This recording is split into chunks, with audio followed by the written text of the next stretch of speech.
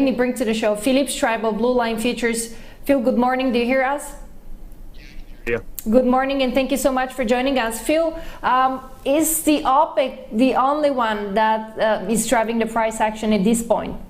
Well, we did see a small oil spill off the coast of California, which should damage some of the supplies. Also, much of the developments with the oil, I mean, it is one of the best inflation plays. As we continue to see the curve of the Delta variant continue to decline, you're seeing much more need for travel. Business travel's picking up. You know, if you look at some of the figures coming out of the airlines, more and more business travel is picking up. So I believe that the demand is there. The supply is not continuing to increase, and that's driving prices higher.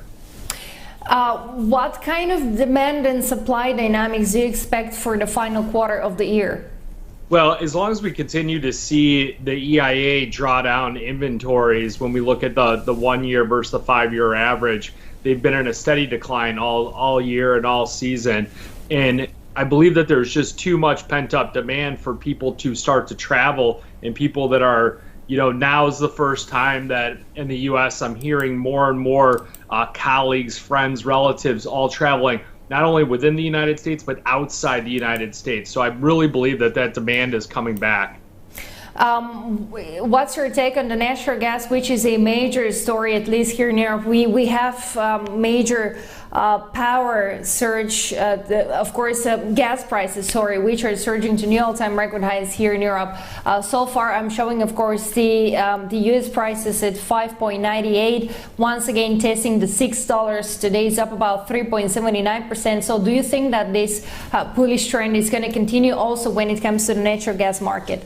Yeah, we've been adding on any correction we can get on natural gas. You know, the CME, they've got a couple different contracts out there. The smaller natural gas, due to the increased volatility, appears to be the right contract to be trading. We're going out to the December contract because we believe that, you know, the supply crunch could last longer than initially anticipated. Normally you play the front month for any kind of supply squeeze, but I think you can go out a month or two out. We're really targeting $6.50 to $7 on the upside. Do you think that the Europe's power crisis might be spreading north?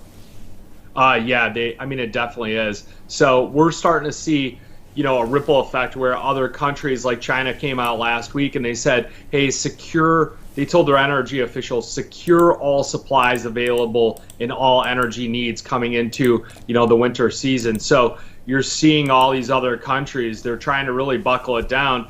The demand is constant, the supply is very limited. So it's another product, and, you know, it drives the CRB index, which is now, you know, moving up to new cycle highs. So the commodity basket, as far as an inflation part of your portfolio, is definitely well alive. I was wondering, what's your view on the precious metals? I'd like to touch on gold and silver. Do you think that we're going to see higher valuations? We need to see silver decouple from gold, break away. The gold-silver ratio had peaked at about 80. Now it's starting to travel back down.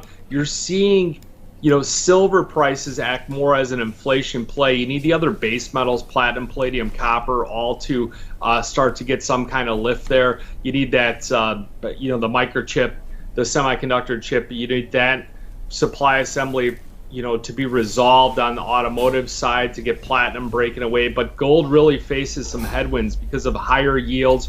We're starting to see upside 10-year projections at 1.62%.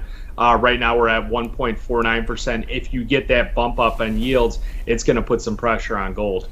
Yeah, I was wondering how important are the dollar dynamics for precious metals and of course commodities?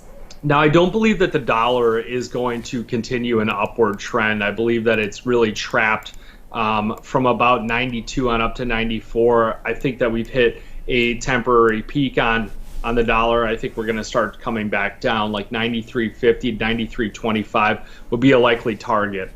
Thank you very much. Phil Streible, Senior Analyst, Blue Line Futures. Thank you for joining us and have a great day ahead. You too.